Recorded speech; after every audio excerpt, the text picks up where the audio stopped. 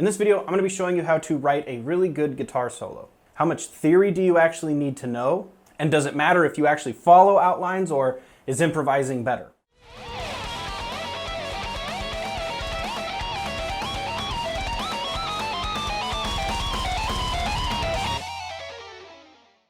Hey, this is Zachary Adkins from Adkins Guitar and Music Lessons. I'm here to help you improve your guitar skills, increase your understanding of music theory, and overall, just help you become a badass guitar player. If you're new to the channel, consider subscribing. We have new guitar videos coming up every single week. Also, you'll find all of the gear and all the resources that I use to make these videos and what I use for my playing down in the description below. So when we talk about guitar solos, we have a whole lot of different styles and genres that we could go through. You've got players that are kind of more classic shredders, Yngwie, Malmsteen, John Petrucci, Bumblefoot, Steve Vai, Rusty Cooley. You also have some more classic rock shredders, Slash, Randy Rhoads, David Gilmour. And then you have some blues shredders like Stevie Ray Vaughan, Angus Young, and Gary Moore. There's so many different styles that you could go through that it could make your head spin. But really what matters is the understanding of the instrument as one whole piece, and being able to stay musical regardless of what genre you decide to play. When we start writing our own solos, after hearing all of these really great ones from, all those guys that I just mentioned, whenever we start writing our own, it seems a little overwhelming. A lot of these guys know way more than you, or maybe they're better at certain things than you are, and then you just feel like, well, if I can't even write a simple solo, what does it even matter? But in this video, I'm gonna help you break everything down. I've got it laid out in 5 easy steps.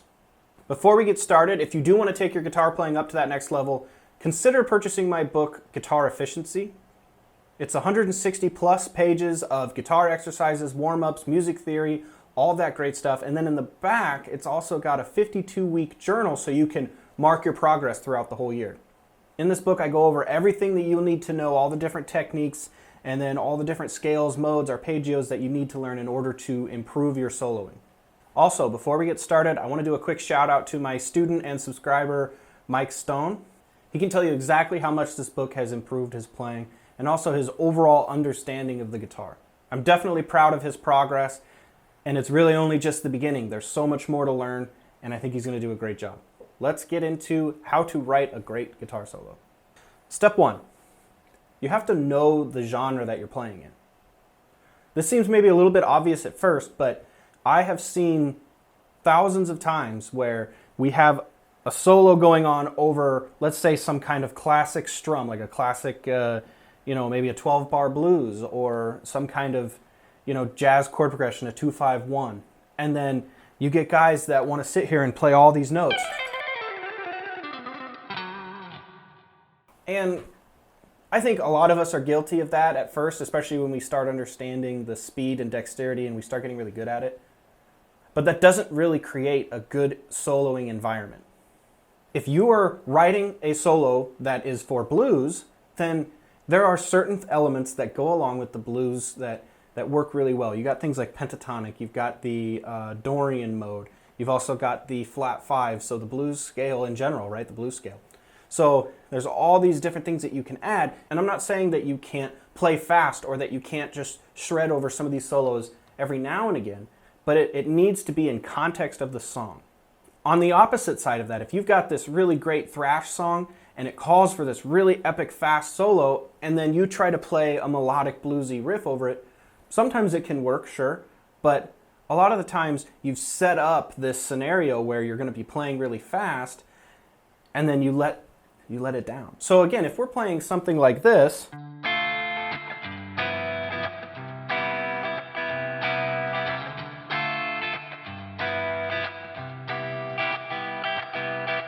something like that, a 2-5-1. You should be playing something in the key of C. You could also use D Dorian or G Mixolydian. You have all these different modes that we could use. But if you're playing this,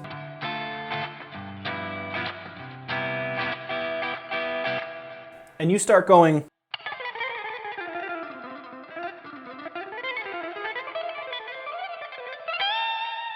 how horrible is that? You're not serving the song that you're playing in. That's the overall point. So, step 1 again, understand the genre that you're playing. Know what it is that you want the audience to understand about your story of a solo. That's what it is. A solo is a story. Step 2, learn scales, modes, arpeggios, and then learn the techniques. So this one's a little bit strange because we have to kind of take a step back and go, when we're learning anything in life, we have objective things and we have subjective things. Objective things are facts. They never change. It's just the way it is.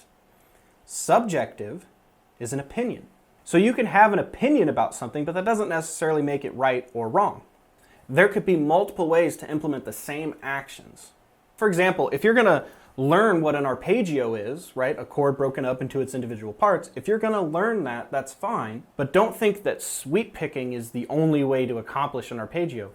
Or don't assume that just because you can sweep pick that you really understand how arpeggios work in general. The sweep picking is a subjective term, but the arpeggio is an objective term. The arpeggios don't change. A minor 7 arpeggio is a minor 7 arpeggio no matter what. A major arpeggio, it's a major arpeggio no matter what. But there are different ways that you can approach those arpeggios. So sweep picking, tapping, alternate picking, string skipping, there's all these ways to implement that idea. So when we learn things like scales, modes, arpeggios, whatever, you have to understand that those are the objectives and how we approach them, the techniques, hybrid picking, sweep picking, alternate picking, whatever it is, those are your subjective ideas. Now again, I'm not saying that you have to learn every single scale and arpeggio in order to write a good solo. It helps. The more you have in your tool belt, the better solo I think you can create, but it's not a be-all end-all. If you know 1 or 2 scales, let's say you know the major scale and the minor scale, and you can play them in certain areas on the next, then you have just enough there to start writing a solo. You have the notes that you need that are going to make sense. Step 3, establish what key that you're playing in, and then find all of your scales, arpeggios, modes inside of that key. Okay, so let's say that you know all the scales that you want to know, the majors, minors, or pentatonic, whatever, you have that in mind, and you know that you're playing in a more of a rock situation, a blues situation, so you have the genre figured out, and you have what kind of scale and mode you're going to be using. The next thing, we have to establish the key. For example, if the song is in the key of F sharp minor, and you've only learned licks in E minor pentatonic and C major, those are not going to translate very well to F sharp minor. You have to understand that when you're playing in the key of F sharp minor, that all of these scales that you've learned, all the positions, patterns, whatever it is, whatever you did to learn those things, need to be transposed down into the key that you're going to play in. So F sharp minor, for example, if you want to play this lick in,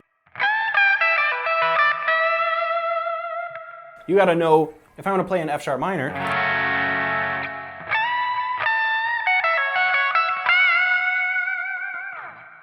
moving it up 2 frets, where is that F sharp in relation to the lick that I already know in E minor? If you could take a little bit of time and go through all of the different keys, and this is actually an exercise in my book, Guitar Efficiency, where we go through every single key in the minor, all the different shapes, and then all the modes in those keys, I think that's going to help you out a whole lot, because then you start understanding every single note, and then once you know the rules, you can break the rules. Number 4. Focus on the chord progression. So inside of every single key, you have what's called a chord progression. A chord progression is just a set of notes that are played in sequence with each other. The first step that I would say you should do inside of this is, if you have a chord progression going on, let's use C major for example.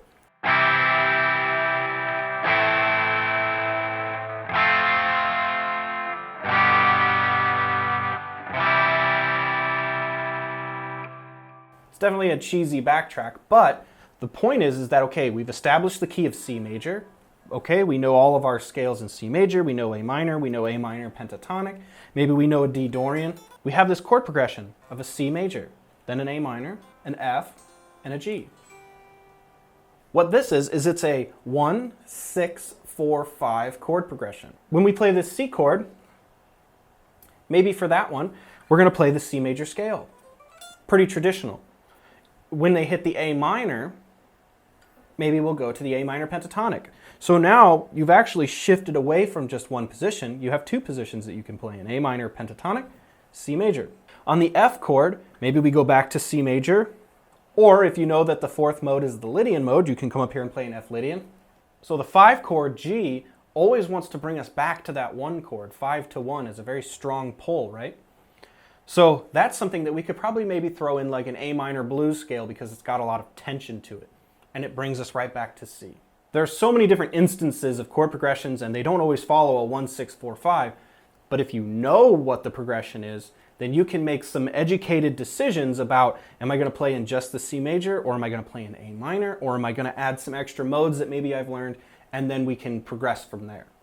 Number 5, record and reflect back on what you've created, and then make adjustments. The number one thing that I wish guitar players would do is record themselves more often. When you're writing a solo, you have the backtrack going or whatever, you record what it is that you're doing, whether it's on your phone or if you have an interface and you can plug it into your computer, but you need to be able to listen to what it is that you're doing, reflect back on some of those ideas, and then make some adjustments, right? So if you're playing something and you hit some notes that you really didn't like, you need to know that you hit those wrong notes and you need to hear them so you can tell yourself if they were right or wrong. Too many times we just sit there and jam for 30 minutes and then we get done and we go, well, I'm not really sure what I did and hopefully some of that sounded good. And then if you missed out on really good ideas, how can you ever come back and reflect on them and then make them a part of your playing? Contrary to popular belief, most guitar solos are not just improvised on the spot. Some can be, sure, but most of the time they're well thought out and hundreds of different takes have been done, and then they finally get the one that they like, and that's the one that they go and they record. Some of the interfaces that you could get would be like the Focusrite Scarlett. That's the one I use. You can get some studio monitors so you can hear yourself back, or some studio headphones, anything that you can just do to hear yourself back. If you do that, I promise you that you're going to skyrocket your playing. Well, I hope that this video inspired you guys to pick up the guitar and start writing some solos. If you follow these 5 steps though, you won't just be going in blind, you'll have a set idea of what you need to do. And if you do it every single time, it gets easier and easier. Don't forget to subscribe to the channel. If you liked this video, give it a thumbs up, and then leave me a comment if there's any questions that you have, or if any of this information actually worked out for you. We'll see you in the next video.